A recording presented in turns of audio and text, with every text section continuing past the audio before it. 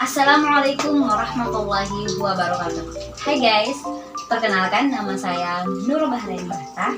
Saya dari program studi Tadris Bahasa Indonesia, Fakultas Ilmu Tarbiyah dan Keguruan Institut Agama Islam Negeri Ambon. Dalam video ini, saya akan menjelaskan tentang teks prosedur, apa pengertiannya, struktur, ciri-ciri, jenis, dan kaidah kebahasaan dalam teks prosedur hingga contoh dari teks prosedur. Yuk langsung disimak. Secara umum, pengertian teks prosedur adalah langkah-langkah suatu aktivitas atau kegiatan untuk menyelesaikan suatu pekerjaan. Teks prosedur ini dibutuhkan sebagai panduan bagi seseorang dalam membuat atau menyusun sesuatu. Dalam penyusunannya, struktur teks prosedur terdiri dari 4 bagian, yaitu yang pertama ada tujuan. Pada awal pembuatan teks prosedur, penulis biasanya memberikan penjelasan terkait tujuan dalam penyusunan teks prosedur. Hal ini juga biasanya menginformasikan hasil akhir yang akan dicapai. Yang kedua ada material. Material merupakan hal-hal apa saja yang perlu dipersiapkan dan dibutuhkan dalam pelaksanaan atau pembuatan kegiatan tersebut. Bagian ini berisi informasi tentang alat atau bahan yang dibutuhkan dalam pelaksanaan kegiatan. Yang ketiga ada langkah-langkah. Nah, bagian ini menjelaskan tentang proses atau tahapan yang harus dilakukan demi mendapatkan hasil maksimal sesuai dengan tujuan dari teks prosedur. Langkah-langkah yang dibuat harus secara berurutan. Selain itu, susunannya harus logis, sistematis, dan mudah dipahami oleh pembaca. Yang keempat ada penegasan ulang atau kesimpulan. Bagian terakhir ini menjelaskan tentang simpulan dari suatu proses teks prosedur yang telah dilakukan. Bagian ini bersifat opsional, yakni boleh ada dan boleh tidak ada dalam teks prosedur. Sama halnya dengan teks yang lain, teks prosedur juga memiliki beberapa ciri antara lain. Yang pertama, menggunakan kalimat perintah. Yang kedua, terdapat panduan yang harus dilakukan. Yang ketiga, menggunakan kata kerja aktif. Yang keempat, menggunakan konjungsi atau kata hubung. Yang kelima, terdapat aturan dalam hal bahan atau kegiatan. Yang keenam, menggunakan kata keterangan untuk menyatakan rincian waktu, tempat, dan cara. Yang ketujuh, terdapat isi kegiatan yang harus dilakukan secara urut. Teks prosedur juga ternyata memiliki beberapa jenisnya. Yang pertama, ada teks prosedur sederhana. Nah, teks prosedur sederhana ini biasanya hanya terdiri dari 2 atau 3 langkah saja. Contohnya, prosedur untuk mengoperasikan setrika. Yang kedua, ada teks prosedur kompleks. Teks prosedur kompleks ini terdiri atas banyak langkah dan jenjang untuk tiap tahapannya. Contohnya, prosedur pembayaran tilang oleh polisi. Yang ketiga, teks prosedur protokol. Nah, teks prosedur protokol ini merupakan teks prosedur yang langkah-langkahnya bisa dibolak-balik, tapi tujuannya tetap bisa tercapai. Contohnya, cara memasak mie instan.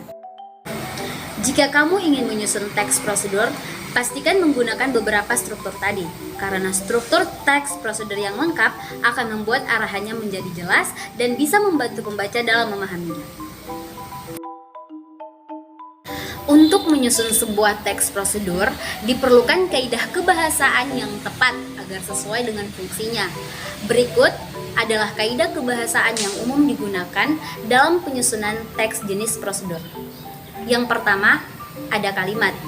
Pada teks prosedur, kalimat-kalimat yang digunakan dapat dikategorikan dalam 3 bagian. Yang pertama, ada kalimat imperatif. Nah, kalimat imperatif merupakan kalimat yang mengandung perintah. Kalimat imperatif ditandai dengan adanya hal yang harus dikerjakan. Kalimat ini merujuk pada perintah dalam kalimat. Pada jenis kalimat ini, tanda seru digunakan untuk mengakhiri ungkapan atau pernyataan. Yang kedua ada kalimat deklaratif. Kalimat ini dikenal sebagai kalimat yang sifatnya lebih memberikan informasi.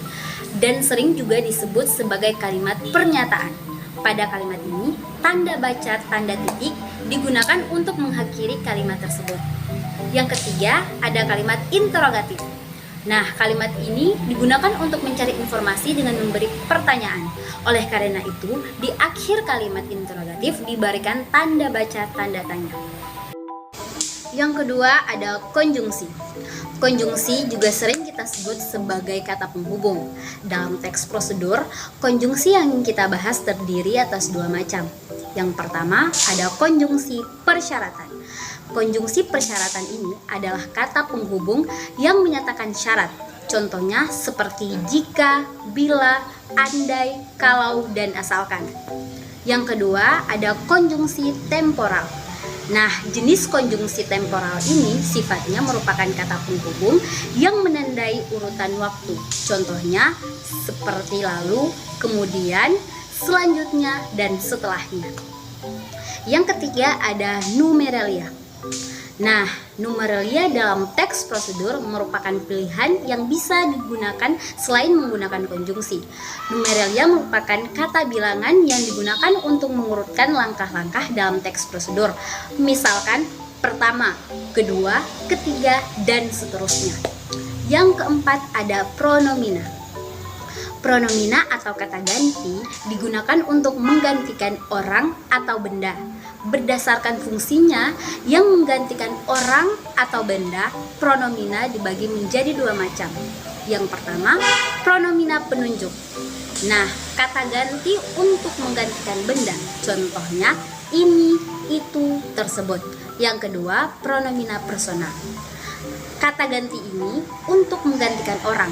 Pada pronomina persona, bagi kata ganti untuk orang tunggal, contohnya Anda, saya, kamu. Sedangkan untuk orang jamak, contohnya kita, kalian. Yang kelima ada verba. Nah, kaidah kebahasaan terakhir dalam teks prosedur adalah verba atau kata kerja. Verba dalam teks prosedur terbagi menjadi dua macam, yakni verba material. Nah, verba material adalah kata kerja berimbuhan yang mengacu pada sebuah tindakan atau perbuatan yang dilakukan secara fisik. Contohnya mengupas, mengiris, memaku, memotong, dan lain sebagainya. Yang selanjutnya ada verba tingkah laku. Kata kerja yang digunakan lewat ungkapan.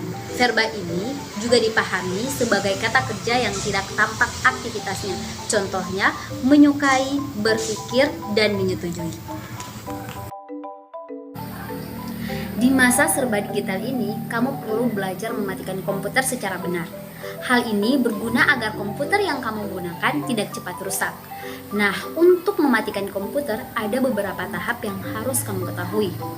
Yang pertama, tutup semua aplikasi yang kamu gunakan. Lalu, klik menu Start XP atau logo Windows 7 di pojok kiri bawah.